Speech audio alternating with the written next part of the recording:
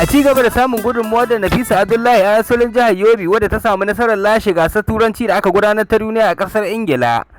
Ta kuma samun nasarar samun kyautar kuɗi daga gwamnatin tarayya na zunzurutun kuɗi har naira 200,000 domin ci gaban karatunta.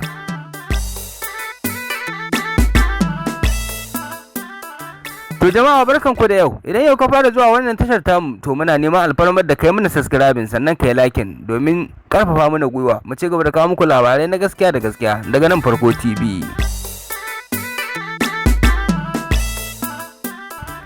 Nafisa Abdullahi yar asalin jihar Yobe wadda ta samu nasarar lashe gasar Turanci da aka gudanar a ƙasar Ingila, wanda jerin ƙasashe har ƙasa 65 suka hau ɗalibai 20,000 wanda Nafisa Abdullahi dukkaninsu ta doke su akan magana da harshen Turanci.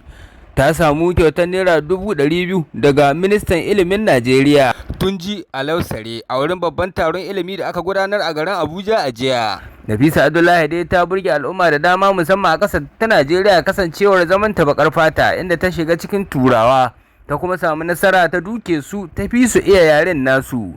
Nafisa Abdullahi da takwarorinta guda biyu sun samu kyaututtuka da dama sakamakon lashe gasar Turanci da suka yi a ƙasar Ingila. Gwamnatin tarayya ta ba su naira 200,000 inda ta bi sauran abokananta da 100,000 domin ƙarfafa musu gwiwa su dage ga harkar ilimi. Yanzu haka Nafisa Abdullahi tana ci gaba da karɓar lambobin ban girma kana da yaba mata da ƙungiyoyi masu zaman kansu ke yi da kuma jam'iyyun siyasa haɗi da wasu manya-manyan mutane a ƙasar Najeriya. Da kuma wannan muka zo ƙarshen shirin namu na yanzu, amma fa muna neman alfarmar da ku mana subscribing sannan ku yi liking domin ƙarfafa mana gwiwa mu ci gaba da kawo muku labarai na gaskiya da gaskiya cikin lokacinsu.